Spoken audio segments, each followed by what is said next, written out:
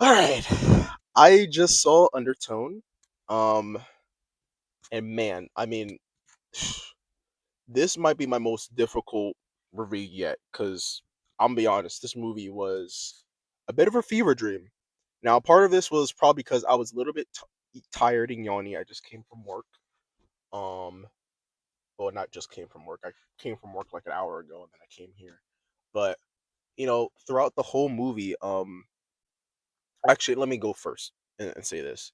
So I hadn't watched any. I think I did watch a trailer because I saw a trailer during the Scream movie, and I was like mildly curious because I just liked how the audio sounded. It was a good. They gave a good trailer. So I was like, all right, I'm in.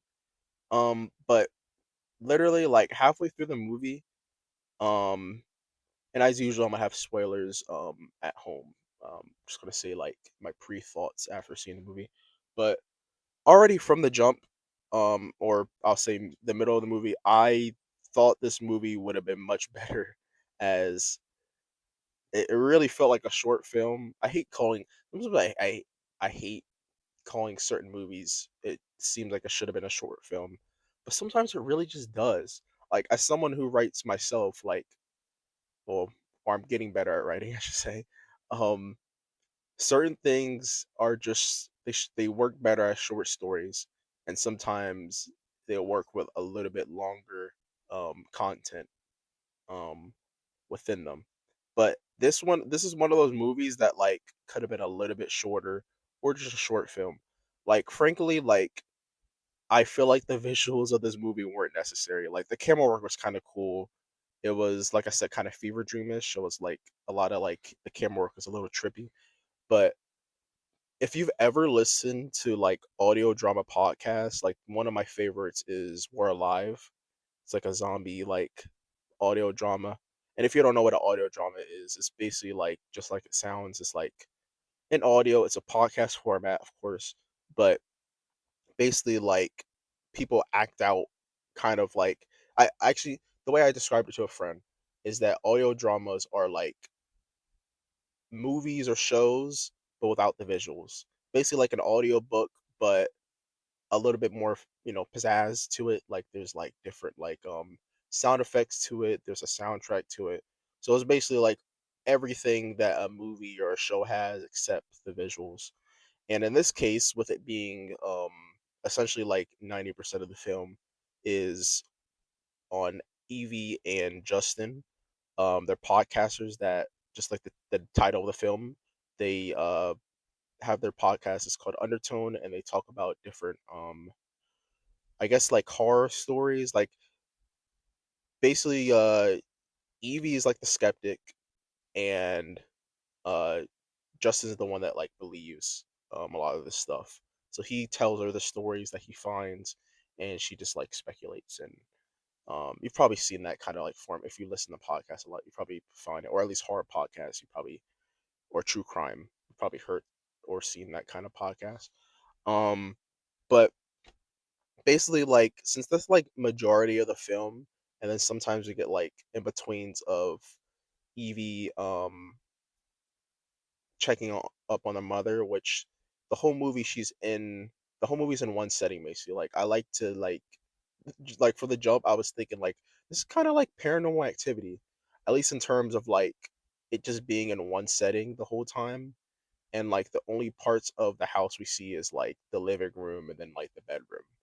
So yeah, really like yeah, in the hallway sometimes too.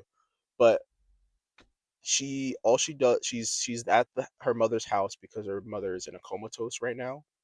And this is all early stuff, so there's no spoilers. But her mother's in a comatose, and she's taking care of her mother before she possibly passes. Um, but on the side, she's still working and doing her podcast downstairs in the living room, with Justin like almost every week.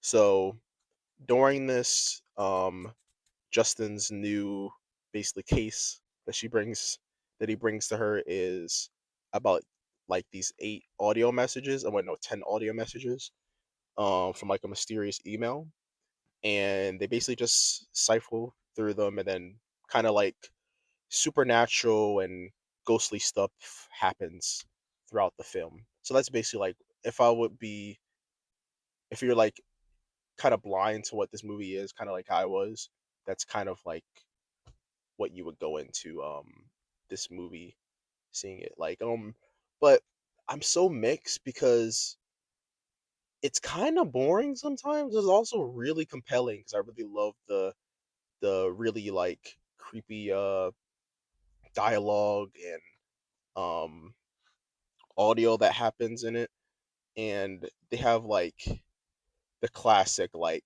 children's creepy children's lullabies and songs um that sound kind of creepy, like a little kid singing it, or a deep creepy voice. Like it's just cool like classic horror shtick, like ghostly stuff. And it's it's a fun kind of fun movie, but like I if it wasn't for like the audio being like I feel like this was made to be in the theater because the audio like it gets so loud sometimes it like shakes the theater, and I feel like it's purposely like on screen it's like reflecting like it's shaking like a clock, um like some rumbling noise, and it's just cool stuff like that that happens in the movie that like yeah. And oh yeah, and like different like parts of like the audio, like you hear whispers from the speakers on one side and like another set of whispers on the other side. Like there's just cool stuff like that that like I feel like also just sound good on your headphones. But alternatively also sounds pretty good with the surround sound.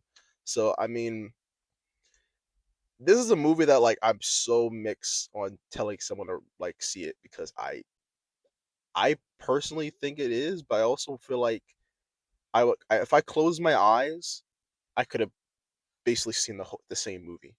Is what I'm saying. Um, but I guess that's pretty much it. I can say for non spoilers. There's really not much to say about this movie. It's a very straightforward A24 movie, kind of probably the most straightforward movie I'd probably say. My friend was actually telling me before I saw this, he was like this movie seems like the most straightforward bare bones A24. Like usually like the synopsis for them is like pretty out there, but this one was just like two podcasters listen to a mysterious email, and that's it. It really is the whole movie. Like they just listen to different audio files from this mysterious email, and like I said before, every once in a while, um, creepy stuff happens with their comatose mother Evie. Um, Not Evie. Well, Evie's comatose mother. I don't know why I said it like that, but if I was gonna give this movie a rating, um, you know what? I'm not gonna give it. I'll give it a pre-rating, and then I might change it later on in spoilers. But if I was gonna give it a rating, I'd probably give it like a 6 out of 10. It was it was a fun movie, but like not something I'd probably see again. Or if I was to see it again, I'd love to see an audio drama version of this.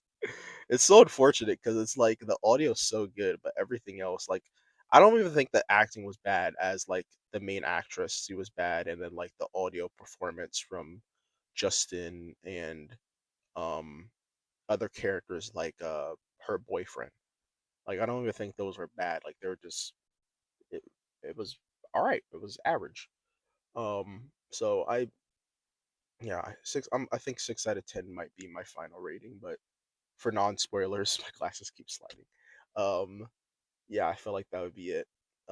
So guess go to Spoilers Diary. Hopefully he's wearing a better outfit. Oh, also before I forget it, um, in like the theater right next to me, I gotta look it up, but I guess there's some new Indian movie coming out, and like, bro, all of them were coming in, but dude, the sound since this movie was kind of a quiet movie for certain moments because there really is no like um soundtrack to this. It's really just audio um of like whispers and obviously the dialogue and stuff like that. And then there is like the in movies sounds like the children singing or children's songs happening, but there really is no like soundtrack to this. But regardless, the next theater was like some Indian movie, and bro, that thing was popping off like it. I want to see whatever they.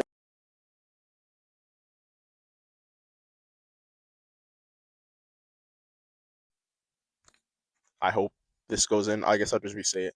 That movie was popping off. Like that movie, bro. It was so loud. Like even at the start of the movie, I was like, bro, this shouldn't. This movie shouldn't have been right next to that movie because I could hear it through there. I was like, man. And also like in terms of like the seating this time, it was just me and this one girl that was like all the way up uh in the back, and I was just like, man, nobody. I mean, I guess this is like, I feel like this. I think this is it's this week, and then like next week is like the final week, at least over here. So I guess this movie is like on its way out. So probably most people have already seen it. I did see this movie sold like decently. So, and I saw some talk about it. So it most likely got some good good sales. All right, but again, the spoilers diary. I just wanted to add this on. This is, you'll probably notice this is like after. Okay, so spoilers. Um, so yeah, I you might notice that the screen is not gonna show me.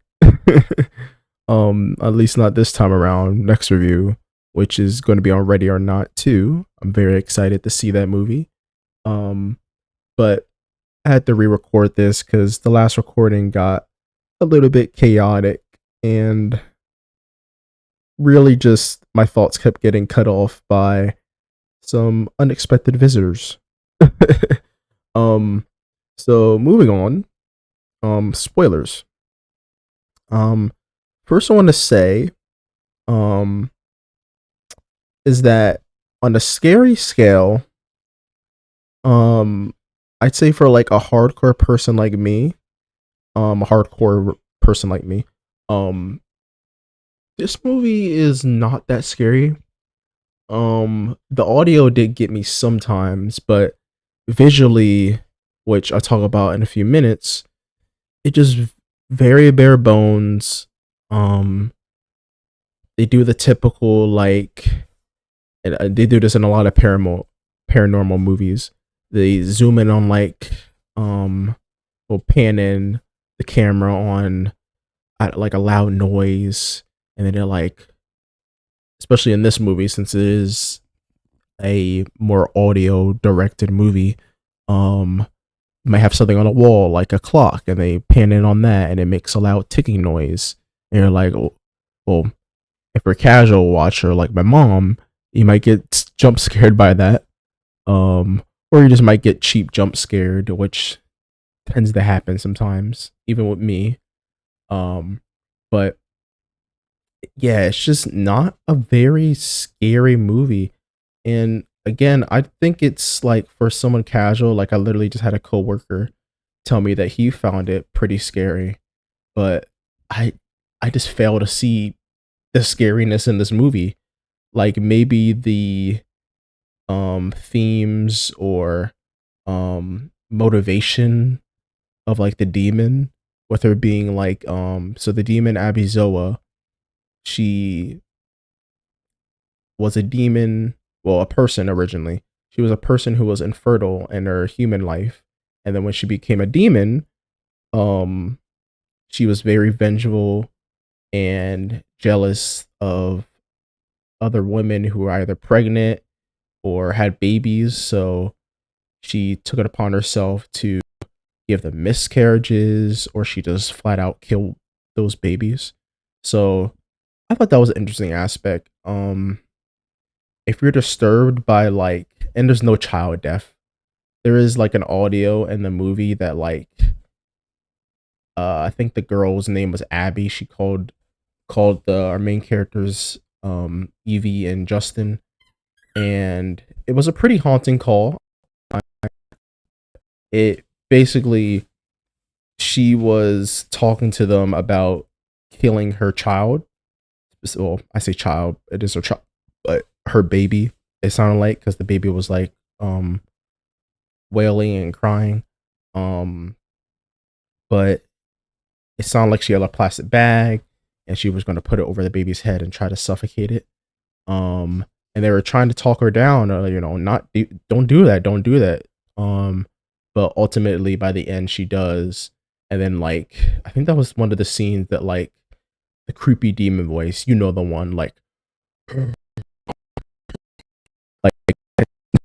that, like, corny behind demon voice. But yeah, this movie, like, the whole film, I kept thinking, and I forget if I said this in non spoilers, but it's so much. I mean, maybe this is just like the one that always comes to mind when it comes to paranormal, like top tier paranormal movies, is Paranormal Activity 1 specifically. The sequels aren't bad, but like majority of them aren't as good as the original. Um, but yeah, this movie is just a worse Paranormal Activity. Like, the thing with Paranormal Activity is that, like, and there is suspense in this movie, but like the suspense build up was, I don't know, maybe, in hindsight, they do kind of do similar things, like knocking on the door at night, or the person who's being specifically haunted, like the wife in the first movie. Um, she gets like possessed, and she says like ooky spooky um languages that the human brain can't comprehend. But stuff like that, I don't know, it's just creepier. Jeez, my luck for this movie view is awful. I really need to tell people when I'm recording sometimes. Um, so yeah, back to, I guess, just Abizoa in general, because, like, frankly, that was to me the most interesting concept, just because I guess I just like knowing about folklore and deeper stuff like that. But yeah, like the pregnancy stuff, that's like kind of the main thing going on with this film, because halfway through the film, or I guess early in the film, I should say, we find out Evie is pregnant, and she is conflicted on whether or not she wants to keep the baby. It's kind of inferred, and later on, she tells her mother, like, I want to name the baby Mary. So I guess it's kind of her accepting having the baby. And then later in the film, like, there's a little bit of a creepy scene. I won't lie, this was kind of creepy, I guess. Abizoa asks, like, "Where's Mary? Where's Mary?" Um, and that was like a another thing. But like, really, the other most interesting thing about this movie was just the hook of it being two podcasters um investigating a mysterious email for their podcasts, their paranormal podcasts. And ultimately where the movie kind of drops off for me, because yeah, the podcast format um is interesting, but I think I saw a short film the other not the other day, but a little bit ago, and it was kind of around the same idea, except it was a radio show. But it was a short film, and kind of does the same thing with this, but there's kind of a paranormal thing going on. But the difference with this movie and that movie is that this movie is an hour, and I believe, I should have had this in mind first. I believe this movie is like an hour 14, which isn't long by any means. Like, the Dolly movie was about just as short, and to be honest, I prefer it when horror movies are like that, because sometimes horror movies string it along their gimmick like a little too long. And like, I prefer when you just do the gimmick and get that out the way, and then I could get out of the theater. like, and do it well, of course. But I I'm really, like I said in non spoilers, I'm really mixed on this movie. I don't know. It's just something about it that just didn't click for me, and a part of that is it not being that scary to me, and then the other part about it is just in some parts I think it was kind of lazy. Like the visuals. This is a visual format, a visual medium, and yes, the audio aspect is very impressive, I'll admit, but at that point just do an audio drama, or like I said earlier, just do a short film. I feel like this works better for a short film. But and it just like, to me it just got just stretched out. Like the different sessions that they have for listening to each part of the audio file from the email gets split off throughout the film, and then the other part of the film is really just kind of spooky stuff happening with her mother. Like there's one scene where her mother falls off the bed when she comes home from I think it was from a party, and she's in comatose. Like, how did she do that?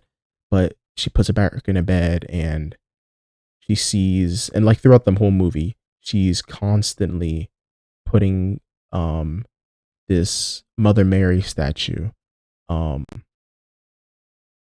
like away from her mother.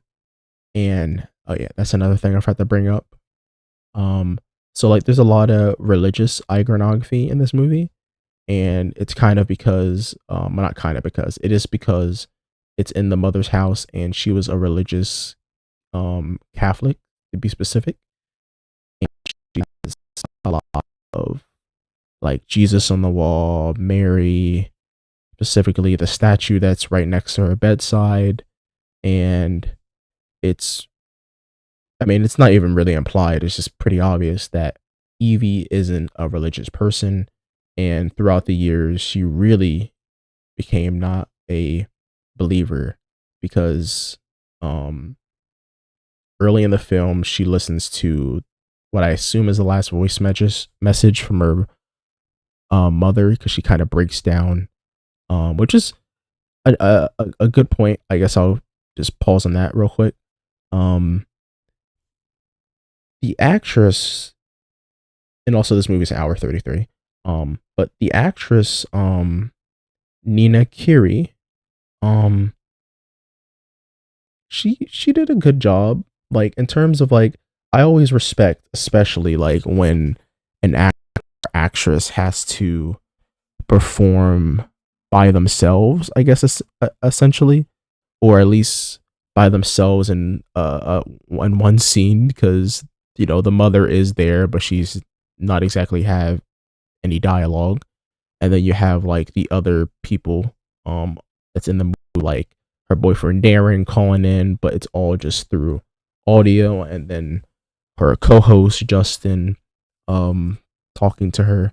So like really like not completely, but she kind of is carrying the movie on her back. And it's one of those things where, kind of like Iron Lung that came out earlier this year, um I don't know if it's just that, if that type of movie is just for me. I liked Iron Lung, but it had the kind of the opposite problem with this film. I felt like it was just too long in certain parts. Um, while this movie, I guess kind of, I know I said it's the opposite. It is kind of too long in some parts, but it also feels worth it in other aspects. But I feel like Iron Lung kind of did it better. Just needed some trimming.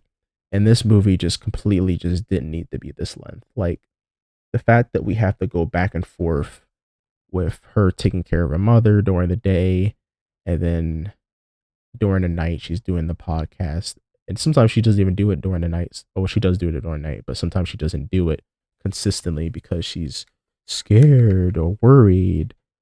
And a lot of the times the audio files aren't even like that scary. Again, just my opinion. But the I was like, you can't just get through that and then go to the next one. Like, no, they pause it like, oh, that was really scary. I think we should stop for the day. And it's just like, but there are like cool audio things that happen in the background, like through the surround sound, that really makes it worth it probably to see this in theaters. But I am curious to see what this would sound like on headphones because I really feel like it will sound just as good on headphones. I feel like that's when this movie gets out of theaters, it's going to be something they advertise, just like they advertised this movie with it being the perfect, scariest audio experience. It'll be kind of be the same way. Like, listen to this movie with headphones. You won't want to miss it. Like something like that. Like I could totally see that happening. Um, trying to think of anything else I'm forgetting in spoilers. Um, this movie's very straightforward. It's just it's really hard to talk about spoilers because it is such like there really wasn't any standout moments to me. Like I guess the kind of scariest standout moment is kind of the ending where just everything just collates into one scary scene.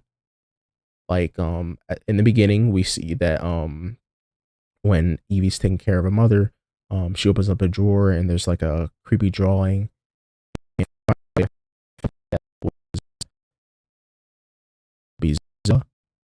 and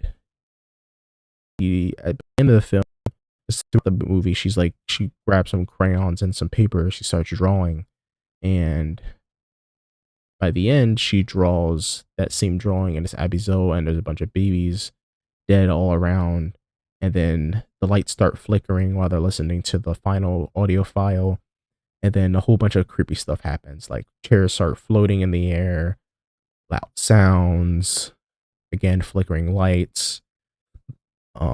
She starts hearing the movement upstairs. She walks upstairs, and there's like painting on the walls, and by the end of the film, it just goes black, and we hear what sounds like Evie fighting back her mother, like "Stop, stop," and then it kind of sounds like her falling down the stairs. And also earlier in the movie, um, the couple that I mentioned before from the audio files, geez, what's their name? I think it's like Jess and Mike, Jessica and Mike.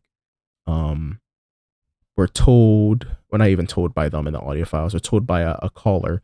Because throughout the movie, um, they take different calls from their viewers, um, and one of their viewers has a connection, supposedly, from the couple growing up, and they know their story, and they tell them that they died by bags on their head, and that was kind of like another thing with this movie.